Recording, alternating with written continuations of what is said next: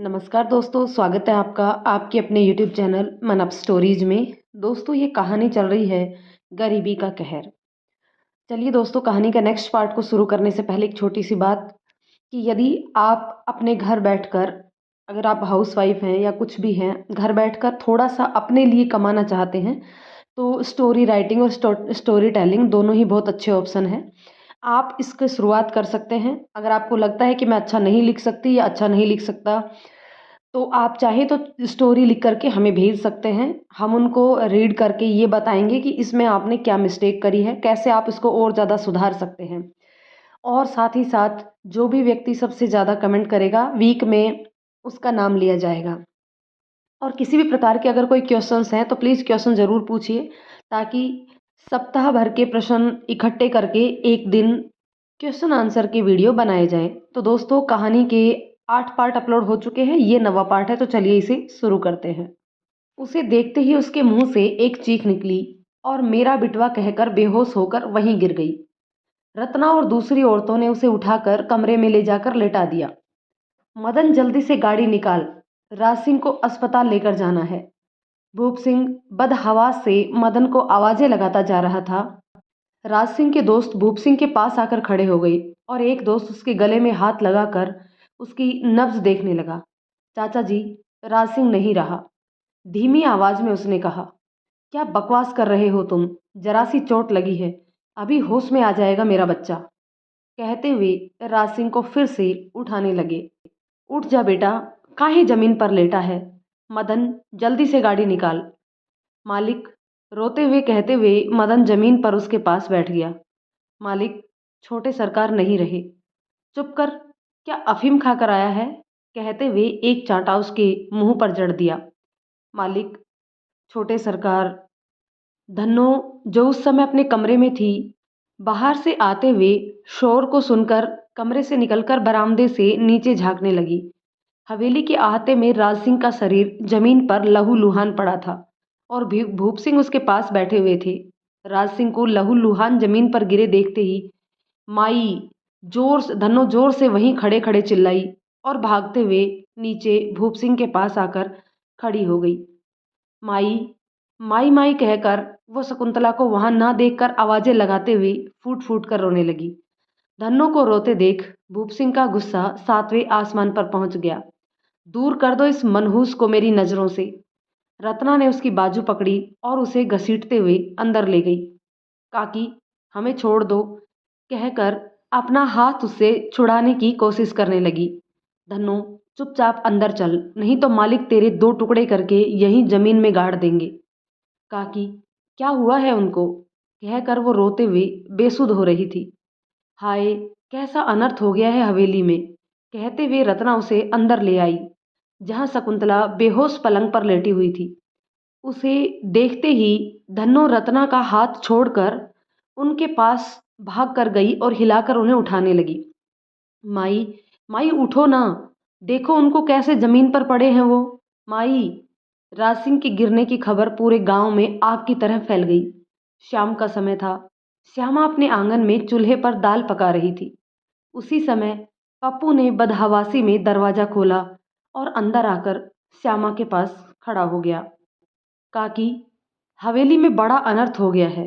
हवेली का नाम सुनते ही श्यामा उठकर खड़ी हो गई। हाय राम, क्या हुआ? धनो तो ठीक है। काकी, राज सिंह बाबू। क्या हुआ राज सिंह बाबू को? श्यामा ने पप्पू को बीच में ही टोक दिया। क्या हुआ पप्पू? हमारा दिल बैठा जा रहा है। काकी, राज सिंह बाबू हवेली की छत से गिर गए हैं। लोगों का कहते हुए सुना है कि उनका सिर फट गया है, बचने की कोई उम्मीद नहीं है। हाय दैया, ये कब हुआ? मेरी धन्नो का क्या होगा? कहकर श्यामा जोर जोर से रोने लगी। हमें अभी के अभी धन्नो के पास ले चल बेटा। गहना, जो अभी तक झोपड़ी के अंदर थी, माँ के रोने की आवाज सुनकर बाहर आ गई। क्या हुआ माई? रो काहे रही है? कहते हुए वो पप्पू की तरफ देखने लगी। गहना, राज सिंह बाबू हवेली की छत से नीचे गिर गए हैं, कहकर वो चुप हो गया। अम्मा, हमरी धन्नो, कहकर वो जोर जोर से रोने लगी। गहना, हम हवेली जा रहे हैं, पीछे से लाली का ध्यान रखना। अम्मा, हम भी तेरे साथ जाएंगे। धन्नो वहाँ अकेली होगी। लाली को वहाँ ले जाना ठीक नहीं होगा, और यहाँ घर पर अकेले कैसे छोड़ दूँ? काकी, तुम चिंता मत करो, लाली को माई देख लेगी, कहकर पप्पू लाली को लेकर चला गया। श्यामा जैसे ही हवेली में पहुंची, वह सन्नाटा पसरा हुआ था। एक बार तो श्यामा को लगा कि शायद पप्पू को किसी ने गलत खबर दी है। जैसे ही अहाते पर में पैर रखा, वहां जमीन पर गिरे खून को देखकर उसकी चीख निकल गई। भूप सिंह बाहर सीढ़ियों पर बदहवास से बैठे थे। उनके कपड़ों पर जगह जगह खून लगा हुआ था। मालिक, श्यामा ने धीरे से आवाज लगाई। उसी समय रत्ना बाहर आकर श्यामा को अंदर चलने का इशारा करने लगी। अंदर बैठक में राज सिंह के शरीर को सफेद चादर से ढका हुआ था। दोनों वहां उनके पास ही बैठी हुई थी। अपने दामाद को ऐसी हालत में देखकर श्यामा अपनी छाती पीटकर रोने लगी। माँ की आवाज सुनते ही धन्नो भागते हुए माँ के गले लग गई। धन्नो, तू तो रांड हो गई छोरी, तेरा मालिक नहीं रहा। हाय दैया, यह कैसा जुल्म हो गया मेरी छोरी के साथ। धन्नो को गले से लगाकर रोती जा रही थी। अम्मा, तेरा सुहाग चला गया छोरी, अब किसके नाम का सिंदूर लगाएगी तू? कहते हुए उसकी मांग का सिंदूर पोंछ दिया और हाथों में पहनी कांच की चूड़ियों को तोड़ दिया। 3 दिनों तक घर में चूल्हा नहीं जला। भूप सिंह अपने कमरे से बाहर नहीं निकले और शकुंतला तो जैसे पत्थर हो गई थी। पलंग पर लेटे हुए कमरे की छत पर टकटकी लगाकर लगातार देखती जा रही थी। ना रो रही थी, ना किसी से बातें कर रही थी। राज सिंह को गुजरे 3 दिन हो चुके थे। शकुंतला ने अपनी पलक भी नहीं झपकाई थी। शकुंतला की माँ, उसकी भाभी ने बहुत कोशिश की वो उठकर बाहर आए और रो दे, पर सभी की कोशिशें नाकाम हो गई। भूप सिंह को थोड़ा होश आया और मदन को बुलाकर उस दिन के घटनाक्रम के बारे में पूछने लगे। मालिक, राज सिंह बाबू अपने दोस्तों के साथ पतंगबाजी के साथ साथ शराब और बियर पी रहे थे। मैं रसोई घर से उनके लिए खाने पीने का सामान पहुंचा रहा था। बहुत अच्छे से खाना पीना चल रहा था। अपने दोस्तों के साथ छोटे सरकार बहुत खुश थे। खुद पतंगों पर मांझा लगाकर दोस्तों को पकड़ा रहे थे। इसी बीच रामपाल के घर की छत पर उसके लड़के और उसके दोस्त भी आकर पतंगबाजी करने लगे और राज सिंह बाबू को ललकारने लगे। राज सिंह बाबू उस समय बियर पी रहे थे। सुरेश बाबू ने जैसे उन्हें ललकारा, राज सिंह बाबू उनके साथ पेच लड़ाने लगे। सुरेश बाबू ने एक झटके से उनकी पतंग काट डाली और वो खुशी से नाचने लगे।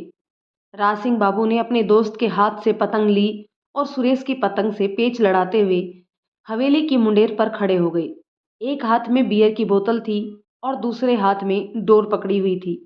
गुस्से में उनका चेहरा तमतमाने लगा और एकाएक उनके हाथ पैर कांपने लगे और मुंह से झाग निकलनी शुरू हो गई। इससे पहले कि हम लोग कुछ समझ पाते, राज सिंह बाबू अपना संतुलन खो बैठे और सीधे नीचे गिर गए। तुझे पूरा यकीन है राज सिंह वो खुद से गिरा था? ये भी तो हो सकता है कि तेरा ध्यान इधर उधर हुआ हो और किसी ने उसे धक्का मार दिया हो। नहीं मालिक, हम तो लगातार राज सिंह बाबू के साथ थे। जैसे ही मुंडेर पर चढ़े, हमने और उनको उनके दोस्तों ने उन्हें आवाज भी लगाई। पतंग कटने से छोटे सरकार बहुत गुस्से में आ गए थे। मालिक, उनके हाथ पैर कांपने लगे, मुंह से झाग निकलनी शुरू हो गई थी। हम जैसे ही उनको नीचे उतारने के लिए आगे बढ़े, तब तक वो नीचे गिर चुके थे। मालिक, छोटे सरकार को उस दिन मिर्गी का दौरा पड़ गया था। चुप कर मदन, जितना पूछा है उतना बता, और मिर्गी वाली बात तेरे मुंह से बाहर कैसे निकली? गुस्से में आंखें तरेरते हुए उन्होंने कहा। मदन से बात करने के बाद भूप सिंह उठकर हवेली के अंदर गए। अपनी दोनाली बंदूक उठाकर हवेली से बाहर जाने लगे। मदन ने पीछे से उन्हें आवाज लगाई, मालिक, गाड़ी। मदन की बात सुनी अनसुनी करके वो तेजी से बाहर निकल गए। मदन भी चुपचाप उनके पीछे पीछे हो लिया। रामपाल का घर कुछ ही दूरी पर था।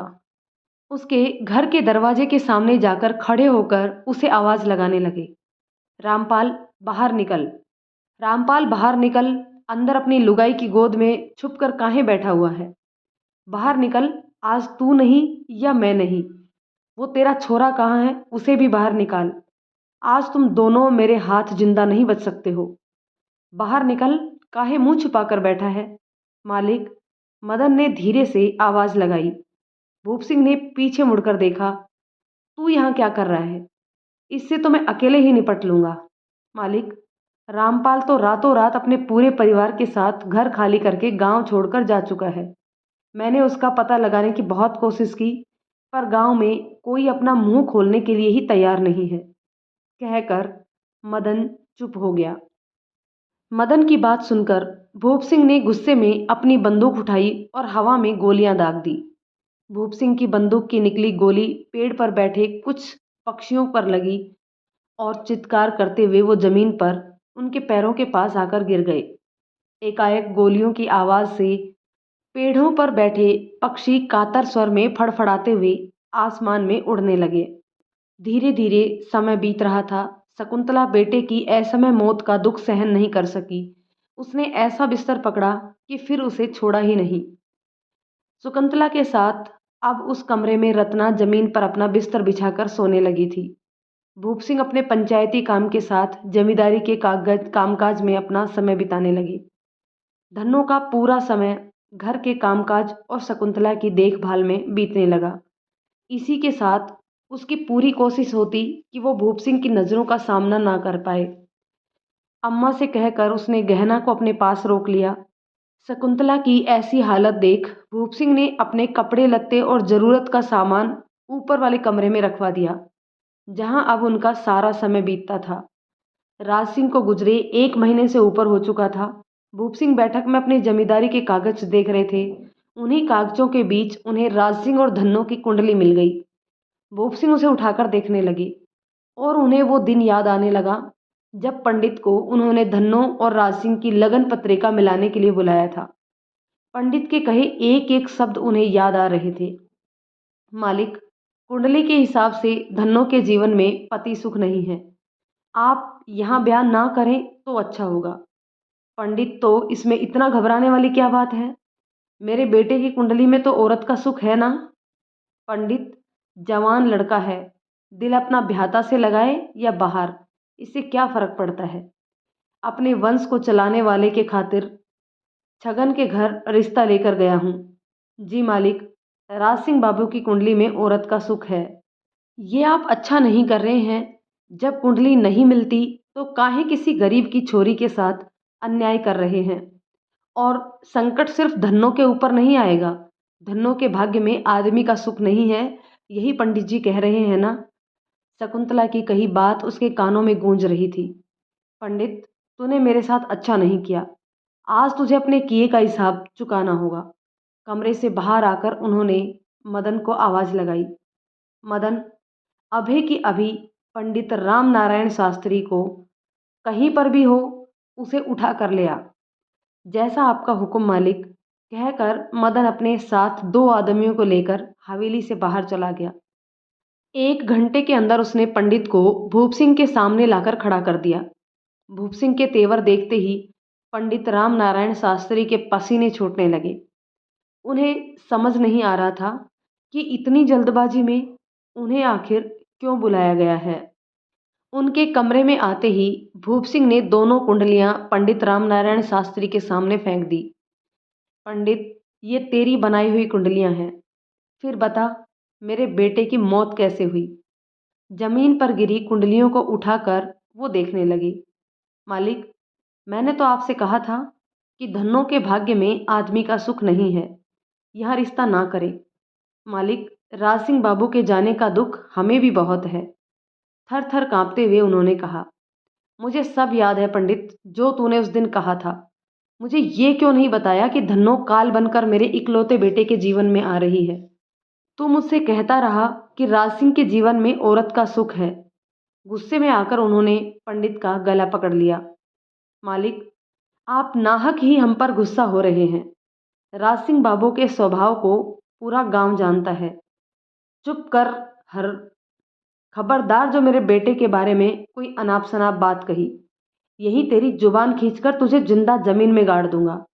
किसी को कानों कान खबर नहीं लगेगी। कहते हुए उनका हाथ उठ गया। ठाकुर होकर ब्राह्मण पर हाथ उठाएंगे? घोर कलयुग है। आसपास के 10 गांवों में जजमानी करने आते हैं, आज तक किसी ने हमारे काम के ऊपर उंगली नहीं उठाई। धर्म कर्म के काम में आज तक किसी को धोखा नहीं दिया। उस दिन धन्नो के जन्म का समय भी आपको ज्ञात नहीं था। जो समय बताया उस हिसाब से कुंडली बनाकर लगन पत्रिका बना दी। मालकिन आपको बार बार यहाँ रिश्ता करने के लिए मना कर रही थी, पर आप उनकी बातें भी अनसुनी करते हुए कर रहे थे और अब सारा दोष हमारे माथे मंड रहे हैं।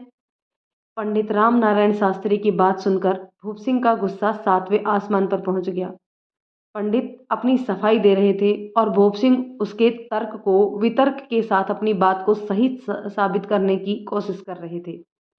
उन्होंने दीवार पर लगी अपनी दोनाली बंदूक उतारकर पंडित के सामने तान दी और बंदूक का घोड़ा दबाने लगे।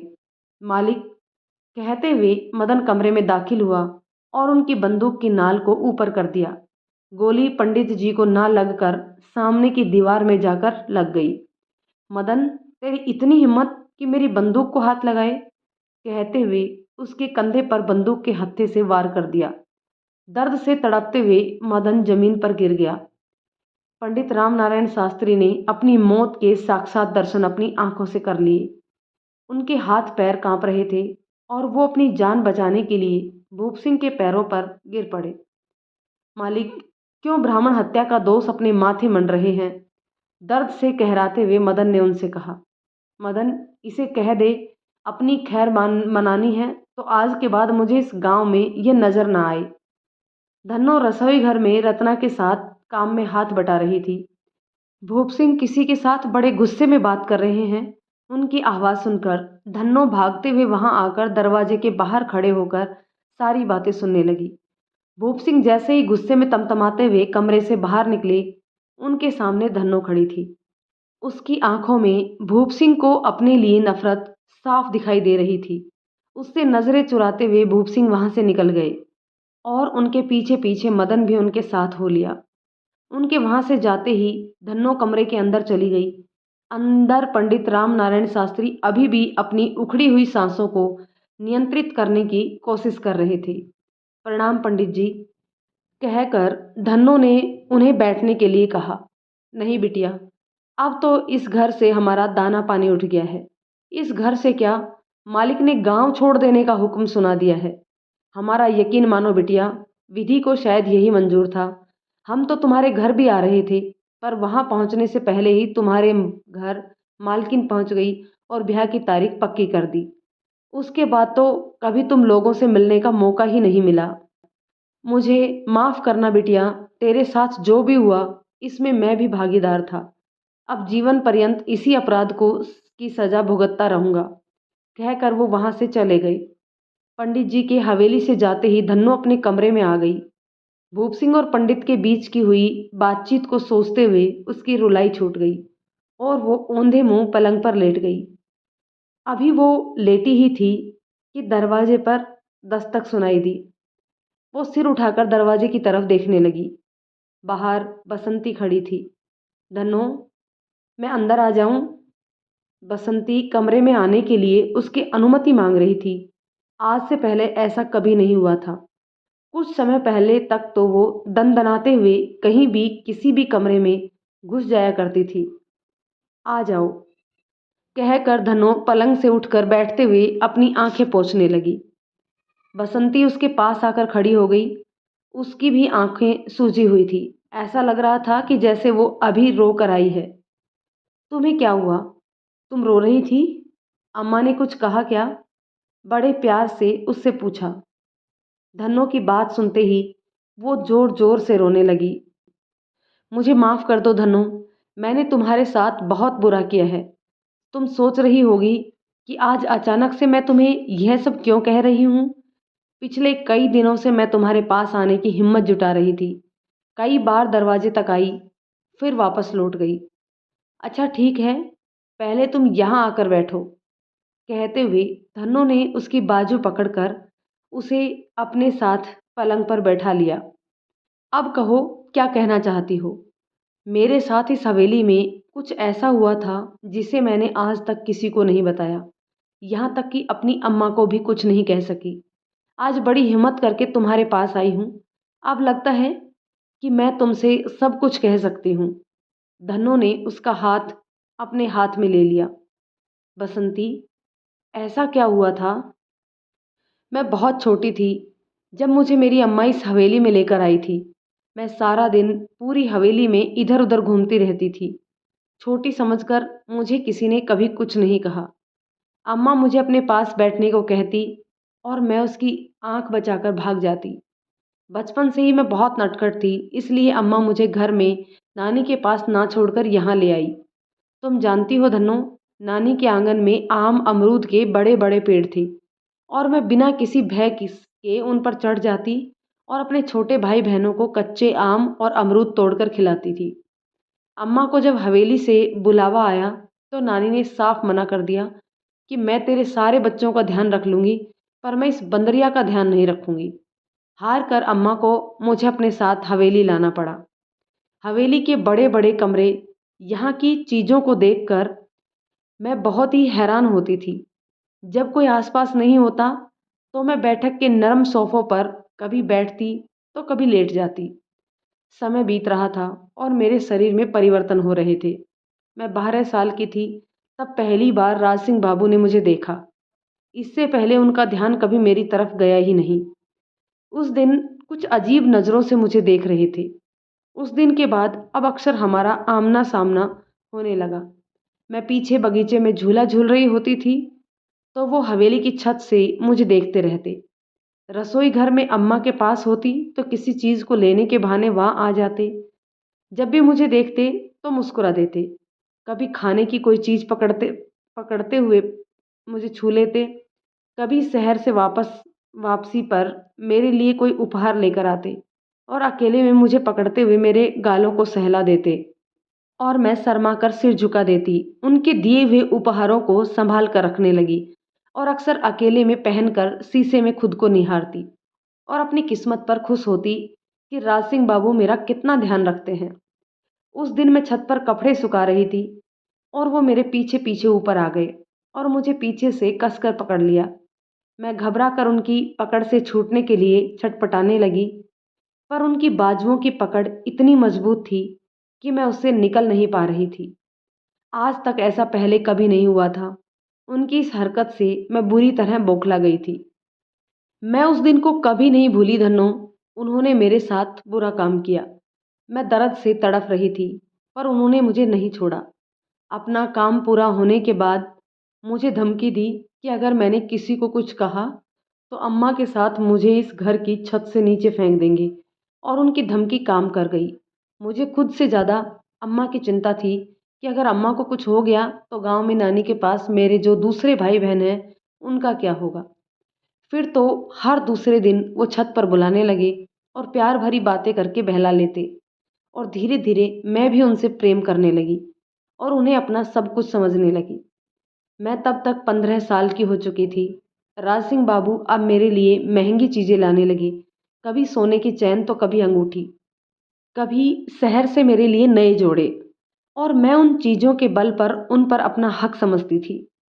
नवरात्रि के दिन थे, हवेली में माँ दुर्गा की पूजा रखी थी। उसी दौरान मुझे पता चला कि मैं पेट से हूँ। राज सिंह बाबू उन दिनों शहर गए हुए थे और काफ़ी दिनों के बाद वापस लौटे थे।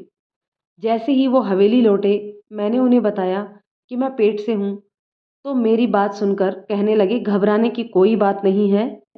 शहर में एक डॉक्टर है जो ऐसी दवाई देगा जिससे इस बच्चे से छुटकारा मिल जाएगा। दोस्तों, कहानी के इस पार्ट को यहीं रोकते हैं। मिलते हैं कहानी के नेक्स्ट पार्ट में। तब तक ये कहानी आपको कैसी लगी कमेंट करके ज़रूर बताइएगा। और यदि कहानी पसंद आती है तो इसे लाइक शेयर कर दीजिए। चैनल पर नए हैं तो प्लीज़ चैनल को सब्सक्राइब ज़रूर कर लीजिए। दोस्तों, कोई प्रश्न हो तो ज़रूर पूछिए। चलिए दोस्तों, मिलते हैं कहानी के नेक्स्ट पार्ट में। तब तक के लिए शुक्रिया।